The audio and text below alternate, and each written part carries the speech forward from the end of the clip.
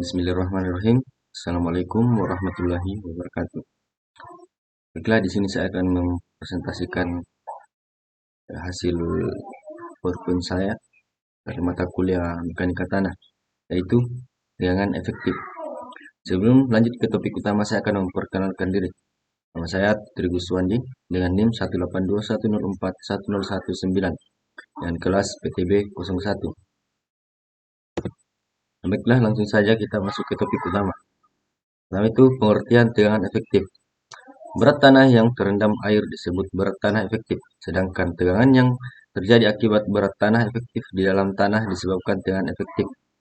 Pada tanah granuler, tanah pasir, dan kerikil dikenal dengan tegangan intergranuler.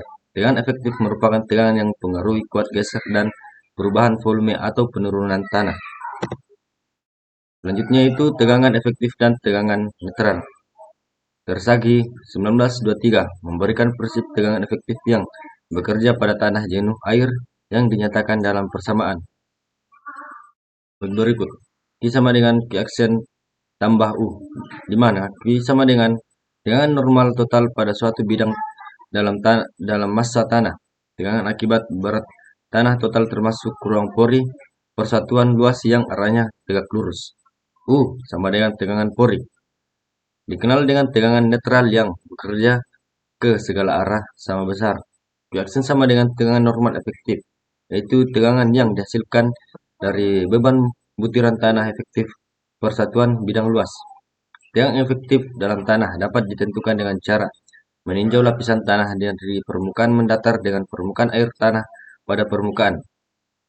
Tegangan vertikal total merupakan tegangan normal pada bidang horizontal pada kedalaman Z dengan persamaan Vz sama dengan Y1 kali Z.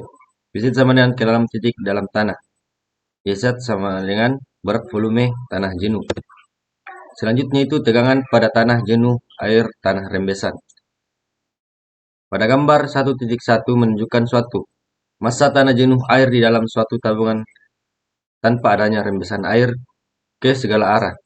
Tegangan total di titik A dapat dihitung dengan cara Q sama dengan HYW ditambah dalam kurung HA sama dengan dikurang H balas kurung dikali YZ, di mana Q sama dengan tegangan total pada titik A, YW sama dengan berat volume air, Z sama dengan berat volume tanah jenuh air, H sama dengan tinggi muka air diukur dari permukaan tanah di dalam bidang, H sama dengan jarak antar titik A dan muka air. Selanjutnya itu tegangan pada rembesan jenuh air dengan rembesan. Tegangan efektif pada suatu titik akan mengalami perubahan dikarenakan oleh adanya rembesan air yang melaluinya.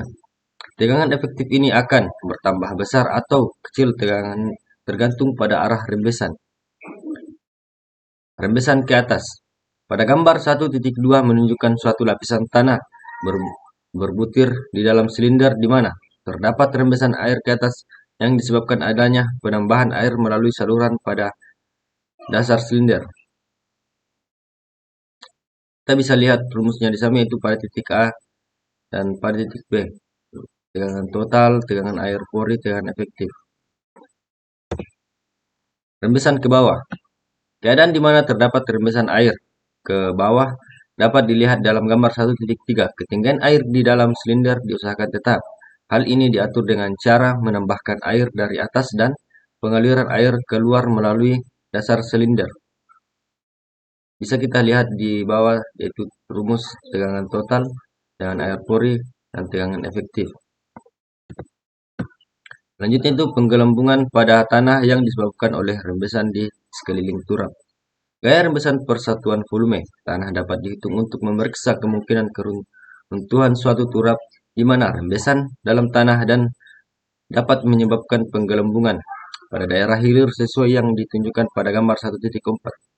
Tersagi 1992 menyimpulkan bahwa penggelembungan adalah udara pada umumnya terjadi pada daerah sejauh D/2 dari turap, di mana D adalah kedalaman pemancangan turap, di mana Fs sama dengan faktor keamanan, V aksen sama dengan berat tanah basah di daerah gelembung persatuan lebar turap.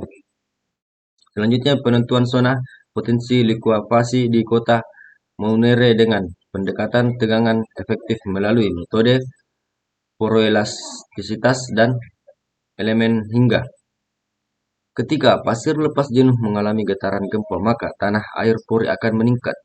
Kenaikan ini akan mengurangi tegangan efektif tanah, dan apabila terus berlanjut maka tegangan efektif akan menjadi nol sehingga tanah kehilangan kekuatannya. Kondisi ini disebut likuifaksi. Kerugian yang diakibatkan likuifaksi sangat besar. Oleh karena itu, perlu dibuat suatu kota kerentanan likuifaksi pada daerah tertentu, terutama yang terletak di daerah berpasir yang rawan gempa dan memiliki air strategis tertentu. Penentuan zona kerentanan likuifaksi sangat bermanfaat karena membantu para perancang bangunan-bangunan sipil dalam menentukan lokasi proyeknya dan menentukan perlakuan-perlakuan apa saja yang diperlukan untuk menanggulangi fenomena ini.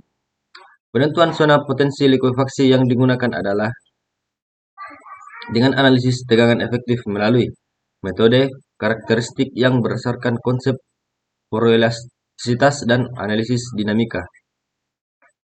Hasil yang dapat menunjukkan rawannya daerah pantai. Terdapat banyak likuifaksi yang diindikasikan dengan turunnya tegangan efektif mendekati nol. Ya, sekian presentasi dari saya. Assalamualaikum warahmatullahi wabarakatuh.